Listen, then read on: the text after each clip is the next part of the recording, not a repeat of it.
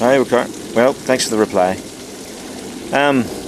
Well, to start off with, I checked back over your two videos, and I reviewed my own video again.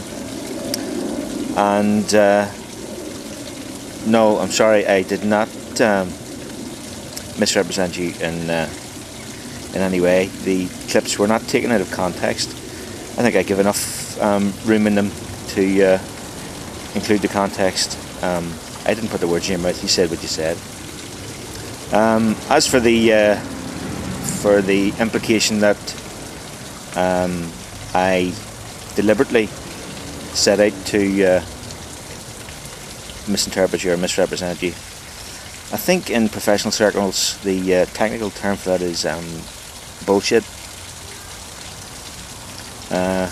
So anyway, back to what I do. Well, even knowing what I know now, if I had the opportunity, no, I would not stick a bullet into the head of Adolf Hitler. Why? Well, for a number of reasons, not least of which is that I don't believe in killing people. But secondly, it's never quite that simple, is it? I don't think it would be a good idea to make a martyr out of a ruthless dictator. And knowing that propaganda plays a great thing in war, shooting Hitler in the head may have actually exacerbated the situation. It could possibly have been used by those in power to further discriminate against the Jews, to further accelerate the process of exterminating the Jews. And remember also, even though Hitler gave the green light for the Fen solution, he wasn't the architect of the Fen solution. There were others who were the architect of the Fen solution.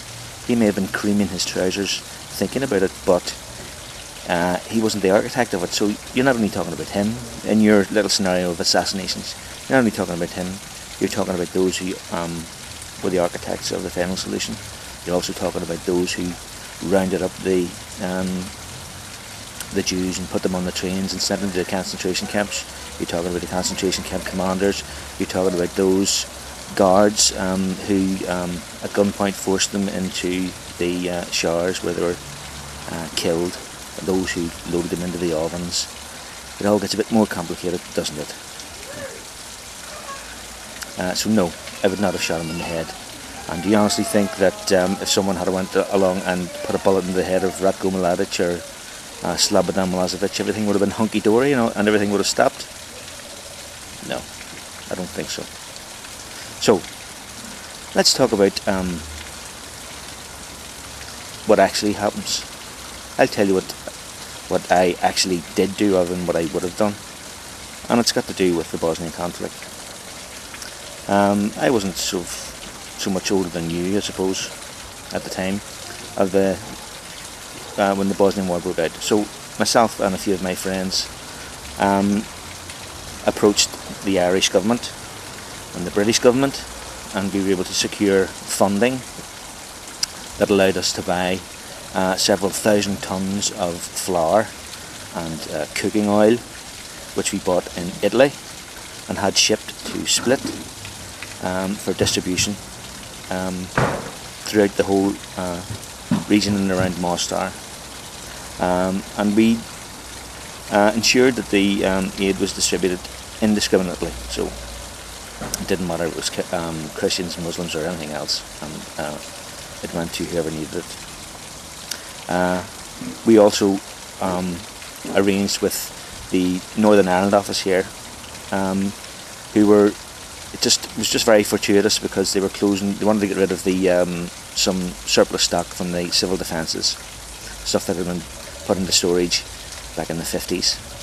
Big mobile ovens and water tanks and cooking utensils and medical kits and energy biscuits and tools and equipment, and we were able to secure that, along with some ambulances, and we sent those on a shipment from Killybegs. It was one of the largest shipments of aid ever to leave the shores of Ireland.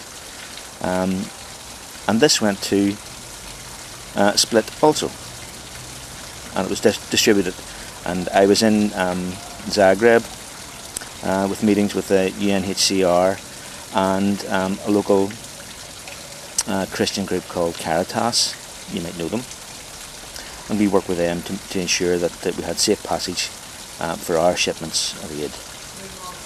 So that's what I actually did, and in myself and a few of my friends, that's what we actually did. I'd like you to compare and contrast that with what you would like to do in your society. If you set up a society, you said you would quite happily go around and with some of your friends and assassinate the assholes, as you put them, as you described them, the assholes. Compare and contrast those two things. What was actually done and what you would like to do. And which do you think would be the most beneficial?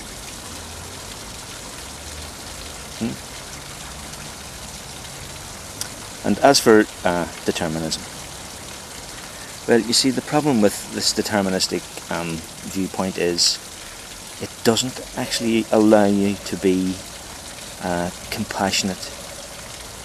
It doesn't allow you to be compassionate. You're either going to be compassionate or you're not. That's the whole point of determinism. You don't have a say. Remember, there is no ego as far as you're concerned. There is no I. There's no free will. You can't decide to be compassionate based on any knowledge of or any awareness that somehow the whole universe is just deterministic. You're either going to be compassionate or you're not in your deterministic world. So you can't be a compassionate assassin. They are mutually exclusive. Okay. Just another thing. This whole thing about me being in my comfortable little lifestyle, philosophizing. Well, if you've seen, watched any of my other videos, you may have picked up that I actually live in Belfast, Northern Ireland. You may have heard about it in the news. You know, there's a whole thing going on. 30 years of what we euphemistically call the Troubles, bombings, shootings, murder, and I live in the heart of that for most of my life so far. So I don't really think I will listen to you about being a little comfortable lifestyle. I know from where I speak. I know the horror. I've been there, I've seen it, I've witnessed it. I've lost family, I've lost friends because of it. Okay?